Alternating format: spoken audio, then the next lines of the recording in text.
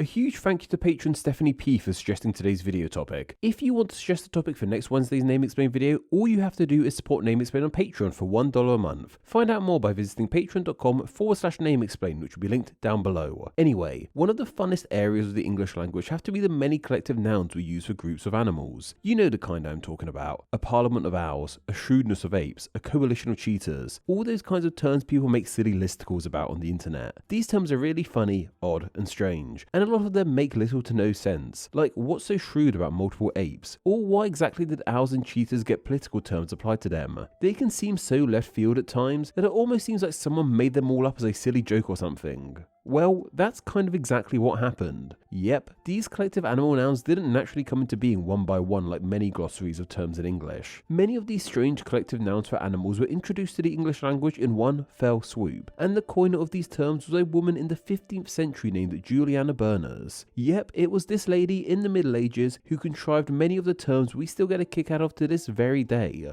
Well, maybe anyway. There's lots of debate over the existence of Berners, whose last name is also recorded as Barnes or Burns too. We have very little evidence of her existence. The book in which these terms come from was printed without an author, but there's one mention of her towards the end as attributing to it. Yet while we have no evidence of her existence, there's also very little evidence claiming that she didn't exist either. No one has categorically claimed that she wasn't real, just as much as they haven't claimed she was real. Remember, we are dealing with a product of the Middle Ages, a period of history known for being a tad murky when it comes to the facts. For this video, let's give middle-aged record keepers the benefit of the doubt and presume she was indeed a real human being. Yet even if we followed this route, there's still not all that much to go by when looking into exactly who this lady was. Sources seem to agree that she was born in 1388. What day and month exactly, however, isn't known to us. Along with the date of her birth being a mystery, so is her early life. It's believed she was born in a well-to-do family of the time, which explains why she was educated enough to not only read and write, but to create all the terrific terms she is so deeply linked with.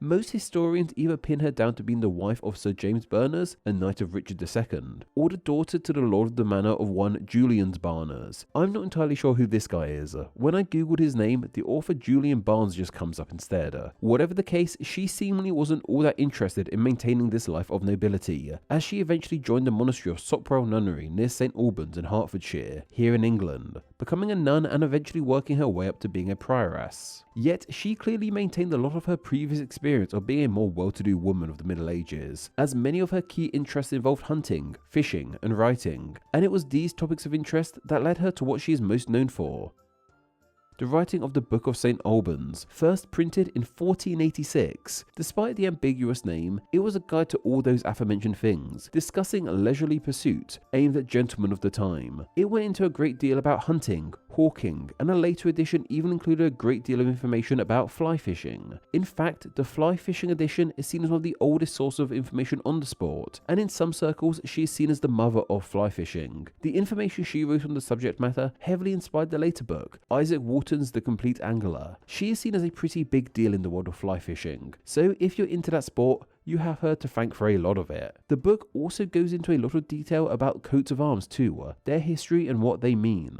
This is why the book is also known as the Book of Hawking, Hunting and Blazing of Arms. Coats of arms might seem a little unrelated to the other topics, but as mentioned, this book was aimed at gentlemen of the time, and coats of arms was something they were just as interested in. It was kind of like a lad's mag of its time, just a collection of information it was presumed generic men would be into, and like the lads mags of the 2000s, it was a huge hit, becoming one of the more popular books of its time. To modern readers, however, this book can be pretty hard to read. As it's a product of the 15th century, it was written in what we now call Middle English. Scans of it are even presented in the incredibly cursive handwriting of the time, which makes things even more challenging. Thankfully, Project Gutenberg have shared it online for the masses to access. This makes things somewhat easier, but it's still presented in Middle English. Thankfully, however, a translation of the book into modern English is available, with the hard work done by one S.E. Brunson, and the Kindle version was just under £8. Let this be evidence that sometimes the money you guys donate on Patreon actually goes back into the videos. I don't just spend it all on beer and video games. This translation of the book allows us to read it in a far more accessible way and truly get to grips with it. We can truly see the topics covered in this book. There's so much fun stuff in here. I really appreciate this this poem telling us how to butcher a boar. Yet, my child, we will speak more of the boar. When he shall be butchered, I told you before, 32 roasts you will make of him. Now will you, my sons, learn from where to take them. The first of them is the head in any case. Another is the collar, and that's what you'll call it. The shields on the shoulders, 2 will come from here. Then either side of the swine cut into 3.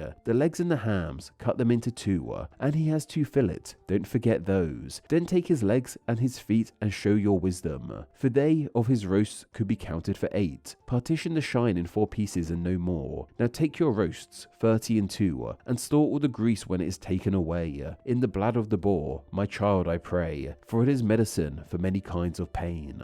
You probably noticed the reader is referred to as my child/son, and this appears across the book too. The book deals with other aspects of nomenclature as well, like this extract talking about the many names for dogs, reading, "These are the names of hounds. First there is the greyhound, a bastard, a mongrel, a mastiff, a limmerhound, a spaniel, harriers, beagles, terriers, butcher's hounds, junkyard dogs, turnspit dogs, and prick-eared curs, and small ladies' puppies that bear away the fleas, and diverse small leaping things."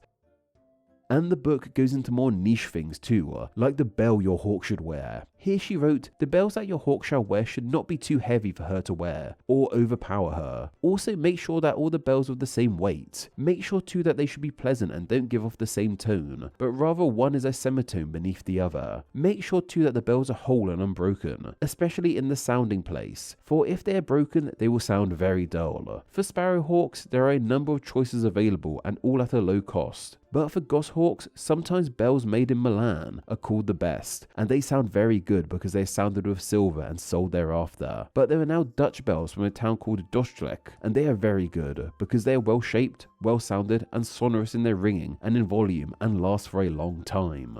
You can flick to pretty much any point in this book and find some gold. And while I could flick through this book all day, we are here for the list of collective nouns found at the end, or as they are properly referred to, the companies of beasts and fowls. It's here we are able to find many of the classic terms we know today, even some of the less odd ones like a flock of sheep, a brood of hens, and a swarm of bees. Yet we also find ones like a shrewdness of apes, a pride of lions, and a skulk of foxes. Beyond this, however, we have a leap of leopards, a tax of fish, a business of ferrets, a labour of moles, and a pass of asses. The donkey kind, not the rear end kind. Obviously, some of these have stood the test of time more than others, but many of these terms are still used to this very day.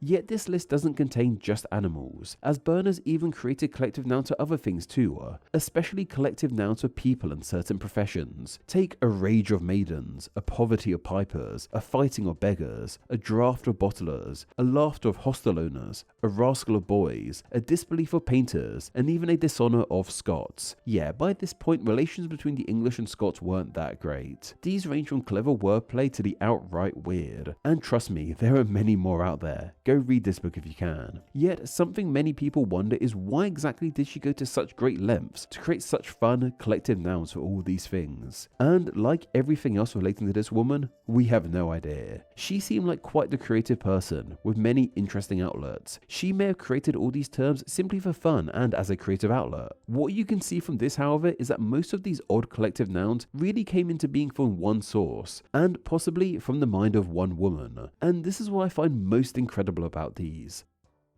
Elements or conventions of language don't tend to come from one main source. They are usually created over a huge span of time and obey certain conventions of language. Take demonyms an example. They came into being one by one and followed certain rules. It's not like all of a sudden one person just decided that people from France are called French, people from the Netherlands are called Dutch, and people from India are called Indian. This isn't the case here, however. There is no long span of time in which these terms came into being. One woman simply wrote them all in a hugely popular book, and they have more or less stuck around ever since, and their longevity is just as amazing. Many elements of Middle English have fallen to the wayside, but not these terms. The main reason they've stood the test of time for so long is probably just because of how fun and clever many of them are. Humans are often cast in a negative light, often warring with one another, but clearly something that brings people together and can be held onto for centuries is some clever, goofy wordplay. And since their inception, other wordsmiths have followed the conventions laid out by Juliana Berners, and have created collective nouns that follow her style in years after her. So next time you hear one of these collective nouns being used, just remember that they came into being thanks to a prioress in the 15th century,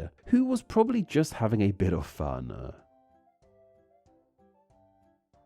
Name Explain depends on viewers like yourself supporting the channel financially on Patreon, so a huge thank you to everyone who does. Donating just $1 a month helps the channel amazingly and gets you bonuses including ad-free videos, exclusive content, the power to request ideas to be made into actual Name Explain videos, and your name at the end of the video with all these awesome people. Visit patreon.com/Name Explain or click the link down below to find out how you too can support the channel. Thank you. Thanks for reaching the end of the video. Why not watch another and subscribe to keep up to date on all things Name Explain. You can find myself on Instagram where I'm Name Explain YT, and join the Facebook group Friends of Name Explain to talk with myself and other name nerds. All that will be linked down below. Anyway, I hope you enjoyed this video, and once again, thank you all so much.